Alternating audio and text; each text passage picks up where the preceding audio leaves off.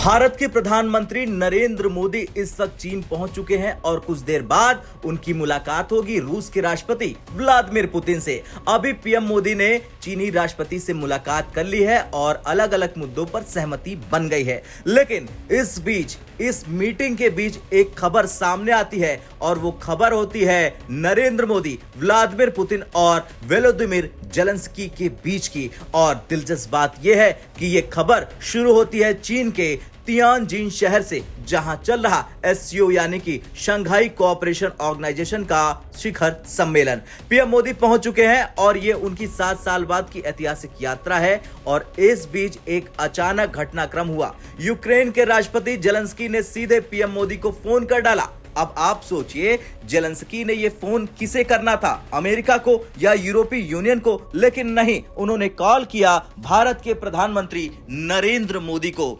ये सिर्फ एक फोन कॉल नहीं था, ये पूरी दुनिया को दिया गया एक बड़ा राजनीतिक मैसेज था। जेलेंस्की ने मोदी से कहा, यूक्रेन की मौजूदा स्थिति को समझिए, रूस के साथ युद्ध जारी है, हम चाहते हैं कि भारत शांति बहाली की कोशिशों में हमारा साथ दे। मोदी ने जवाब दिया, भारत हर वो प्रयास करेगा जिससे शांति बहाल हो और संघर्ष का समाधान निकले। यहां गौर करने वाली बात, भारत ने कभी सीधे तौर पर रूस के खिलाफ कुछ नहीं कहा, लेकिन मोदी ने जेलेंस्की को यह भरोसा दिलाया कि शांति की कोशिशों में भारत हमेशा साथ खड़ा रहेगा। यानी कि जेलेंस्की ने अमेरिका को दरकिनार कर सीधा मोदी पर भरोसा जताया है।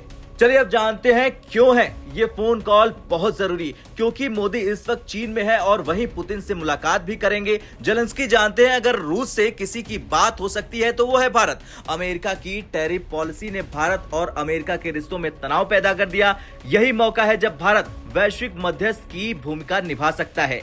अब जरा बड़ा परिदृश्य समझिए। डोनाल्ड ट्रंप ने अपनी टैरिफ पॉलिसी से पूरी दुनिया में हलचल मचा दी। चीन, भारत और रूस तीनों देश इस टैरिफ से नाराज हैं। यूरोपीय यूनियन भी खुश नहीं है। ऐसे में एससीओ समिट सिर्फ एक सम्मेलन नहीं बल्कि नई वैश्विक धुरी बनने का मंच साबित हो सकता है। चीन चाहता है कि एशिया मिलकर अमेरिका को चुनौती दे। रूस चाहता है कि उसके खिलाफ लगे प्रतिबंधों को भारत और चीन जैसे देश बैलेंस करे और भारत चाहता है वो अपनी रणनीति से दोनों ध्रुवों के बीच संतुलन बनाए। अब बात करते हैं असली खेल की। एससीओ समिट के दौरान पीएम मोदी और पुतिन की बायलैटरल मीटिंग होनी तय है। इसमें चर्चा होगी रूस यूक्रेन संघर्ष, भारत रूस व्यापार, एनर्जी सेक्टर में सहयोग, अमेरिकी टैरिफ से निपटने के विकल्प। अब जेलेंस्की का फोन इसी मीटिंग से जुड़ा हुआ है। वो जानते हैं कि मोदी अगर पुतिन से शांति की बात करेंगे तो दुनिया में एक नया मैसेज आएगा।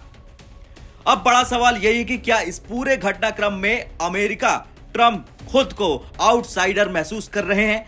दरअसल मोदी चीन में है, मोदी पुतिन से मिलेंगे, जेलेंस्की भी मोदी से मदद मांग रहे हैं। यानी अमेरिका का पारंपरिक रोल अब भारत की तरफ शिफ्ट होता नजर आ रहा। ये बात अमेरिकी थिंक टैंक को समझ में आ चुकी है। इसलिए डोनाल्ड ट्रंप ने हाल ही में भारत दौरा रद्द कर दिया, क्योंकि मोदी शी और मोदी पुतिन की नजदीकी से ट्रंप को साफ संदेश मिल चुका है कि भारत अब उनकी डिक्टेशन पर नहीं चलेगा और भारत कभी भी अमेरिका की डिक्टेशन पर नहीं चला है। खैर, मोदी की ये चीनी यात्रा और जेलेंस्की का फोन कॉल मिलकर एक बड़ा संदेश देते हैं। पहला, अमेरिका की पकड़ ढीली हो चुकी है। दूसरा, भारत अब ग्लोबल डिप्लोमेसी में सेंटर पर पहुंच चुका है। तीसरा, मोदी पुतिन मुलाकात से रूस यूक्रेन युद्ध में शांति की नई कोशिशें शुरू हो सकती है। और यही वजह है कि आज दुनिया कह रही है अगर किसी से उम्मीद है तो वो है भारत।